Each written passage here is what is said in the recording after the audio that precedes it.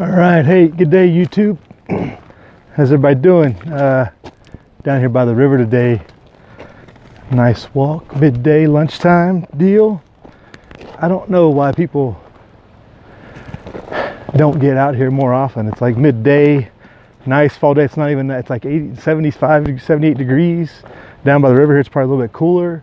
Like, why don't people come down here during lunchtime and like mill about? I mean, literally like nobody. Like, you think somebody be in the parking lot or something, eating their lunch or something, walking around. Like, it's desolate. It's a shame people don't get out here more often.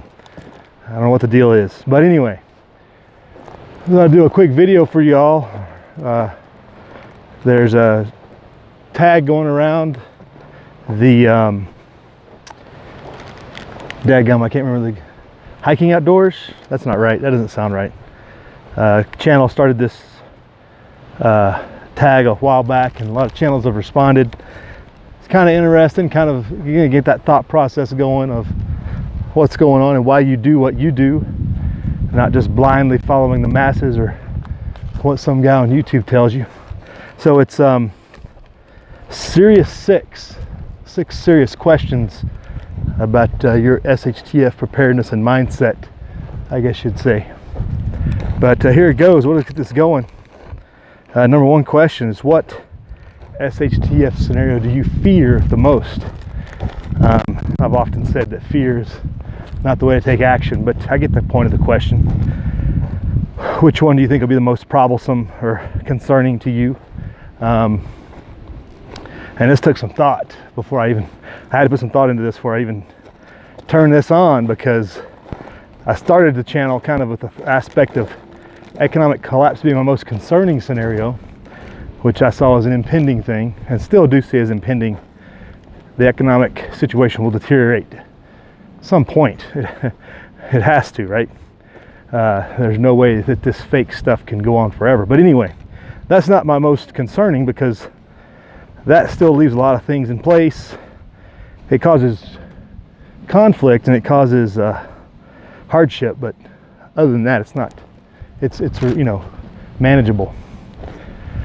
So you're gonna think about it in all the different terms out there.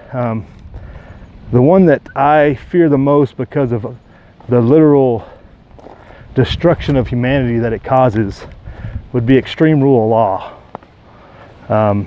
The police state, the militarized state, because governments have been shown to kill more people than any natural disaster or anything else in all of human history. So that would be my one I fear the most, or I'm concerned the most about, as far as the repercussions it would have, not only in death toll, but what it could do to humanity, and just the total destruction of people and the way we interact and all kinds of other things. In extreme rule of law, and especially in our situation in America, that one would be catastrophic, because that's the one thing America was supposed to prevent, or supposed to not ever go into. But we're falling into that trap as well. Our only hope is that the economic collapse comes first. But extreme rule of law is very concerning. Second question. If we suffer from a total economic collapse, if the dollar loses all value, what do you have available for currency? And I took this to mean, what do you have to barter with? I would consider gold and silver currency, but most people are approaching this with what skill sets or what do you have in barter. And obviously I've got a small setup of animals and eggs and everything else I could barter with. I think that's some very valuable commodities, but those aren't currencies. It's kind of a trick question, I guess. I guess the proper term, what commodities do you have to offer in trade or barter with, which I think those would be good. I wouldn't consider, I don't have a lot of barterable skills, I don't think. I can't like build something for somebody and make it worthwhile. I'm not a big carpenter or nothing. Like, I couldn't make things for people that would be worth bartering at least.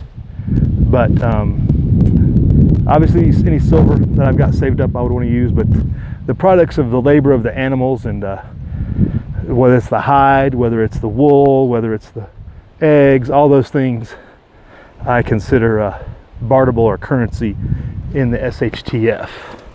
Let me move up here. I gotta go around on the trail here. All right, we're back. So the next question. In the SHTF, is your mindset bug in or bug out? And I've said this a long time, bugging in is always a preferred technique. You're at your home base, you have better security, you have better store supplies. There's no way you can carry compared to what you have in your household. So bugging in is always preferred. As we discussed with the bug out bag, I do have a few scenarios to where I might bug out or would probably have to. And everybody has to take into consideration that eventually bug out is probably a given if certain things, conditions exist for a really long time. But for the most part, bugging in is the way to go. And it's definitely my primary and why you build up stores, etc. So answer that question, bug in. I would recommend it to everybody. So question 4. In a SHTF situation, what environment would rather be in, wilderness or urban? I think this environment you see around you pretty much exemplifies that. But we're not really in the wilderness right here. I mean, literally, Carson City's right here. This is the Carson, it's not Carson City Golf Course, it's the golf course though. It's a golf course. We're really right in the middle of town right now. So, but I would much rather be in this environment where fewer people. People are the biggest concern, not so much the environment. I mean, I can gather resources off the land here. In an urban environment, I could gather resources out of the infrastructure that's built up already. So you could get the resources out of there that's already been built in. But because lots of effort's been put into bringing lots of resources to lots of people in an urban area. But primarily, I would look to be in an environment like this. What people would call the, maybe not wilderness, but rural. Not a lot of people. It's hard to get to true wilderness nowadays anyway. If you live anywhere near anything urban, it takes a long while to get to the wilderness usually. You can get outdoors, but you might still see a couple lights at night and see a few houses here and there that's still around. So, but I would want to seek to be in the wild more so. I mean, I could even make excursions into a built-up urban area to gather resources if I needed to. But I would rather sleep and build up my area in an environment like this than get into an urban environment with potential of so many more people with so many more problems. So that's that answer. Question 5. What are 3 strong skill sets you bring to SHTF? And this is really the hard one because I don't see myself having a lot of strong skill sets. As a channel, as I say in my channel description on the About page, jack of all trades, master of none. I've not really mastered anything to be, but I guess strong skill sets, I mean, it's kind of played out, but the security thing, I consider myself to be well versed in. Everything from the defense of the homestead to the patrolling, that goes from the years of experience. The thing is, the biggest thing to know about that is I know enough to know that I don't know everything. And there's always techniques out there and things that can get through your security. You have to plan for the worst or the most likely and then adjust from there. All right, where were we? Security skills. Militaristics, I guess you could say in that respect. How to get back on track here. So 2 other skills. I think I have a good ability to teach people what I do know. I have, like I said, a variety. I mean, obviously, I got a better feel for animal husbandry now, you know, raising animals, garden, all those things. I've learned a lot, but I feel like I'm pretty good at instruction, you know, direct hands-on with somebody, going over, teaching them how to know what I know. I feel like I'm pretty good at that. It doesn't show on YouTube necessarily, but that's a skill of teaching that I think I have. I'm all about throwing somebody out there, letting them crack at it and correcting them as they go, I guess you would say. You know, throw them in, learn them how to teach them how to swim, throw them in and see how they do. But that's a skill, teaching. I can, teaching from the ground up. I have a wide base of information and knowledge that I could share with people. I don't know if that's a skill, like I went to a group and like, hey, I can teach people. Like, but I think I'm patient enough to, that's one of the things of teaching is you have to be patient to learn what the other person and how they learn. What's their way of learning? How do they touch, feel? Can they hear it and do it? Can they read it and do it? Do they have to watch you do it and then do it? Or whatnot. That can be shooting techniques or anything. I feel like I could fairly do that as long as they have the patience to listen. But I think that's a skill that I have. A third skill that I would go with, this is a hard one, really. It's like, seriously, are these really skills? Not really a mechanic. I'm not mechanically inclined. That's well documented here on the channel. Not really good at building things, but I think one thing I would be good at in those cases is, and when those situations come down, as a negotiator. And I don't mean a negotiator with me to somebody else, but I mean between parties, a mediator. Mediator's the right term.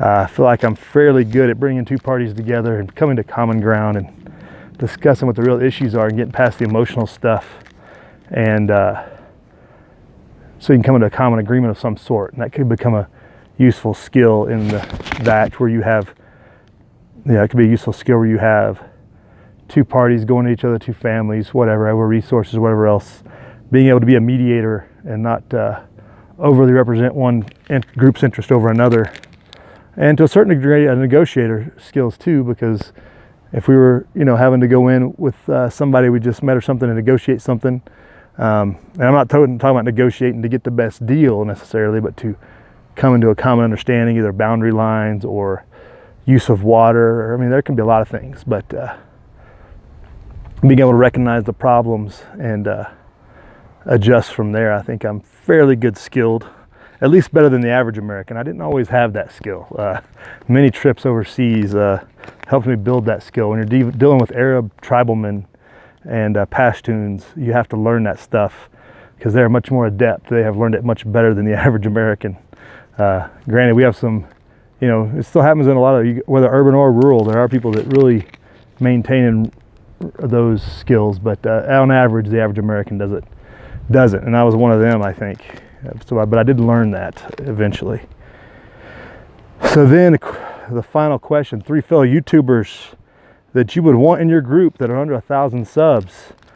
So this gets hard too, because you don't want to leave anybody out, because everybody gets all upset, right? Well, hopefully nobody gets upset, but I just did that video a couple weeks ago. I thought this was kind of funny, one of the questions, because I did that video talking about the 10 YouTubers, but I was focusing on, well, don't worry about YouTube, worry about real life. But in the YouTube world here, I've talked about some of my criteria. I'd want somebody focused on the same things as me, somebody who could contribute with skills, obviously, and somebody who is nearby would be ideal. Somebody driving by for lunch maybe. But somebody that's nearby. I don't know enough about a lot of people on YouTube, and most of the people I do know really well have more than 1,000 subs. So, my goodness, I think if I was to go with 3 people under 1,000 subs who are active on YouTube, I'm going to go with active. I've known a lot of people that have been on and dropped off. So let's fix that right there.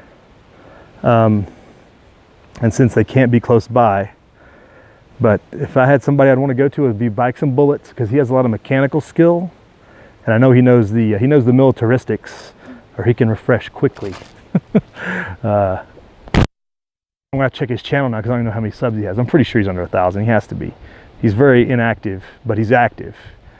He just did a riding video a little while back. But I know he knows the militaristics, family guy, and no nonsense. He can see he's one of those guys that is inherently, well, I wouldn't say inherently, I think he learned a lot growing up on negotiating and human interaction. The human practical application, as he calls it. He'd be a good guy to have on your team. Somebody else, under 1,000.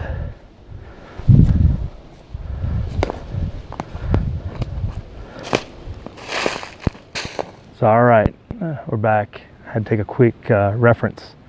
But also to join under 1,000 would be Andy NH. That's Andy _ N _ NH. I don't want him in my group because I know he knows more than I do. He's very well trained, very adept at what he does, and he's got a lot of other skills. Family-oriented guy and stuff like that. So I know him well anyway. I guess I'm breaking the rules because he's a long way away, but I know he knows the area here, and that would be very useful to have somebody like that in your group. And if I could convince him to come out here, or if he decided to bug out here, I would definitely take him in my group for show.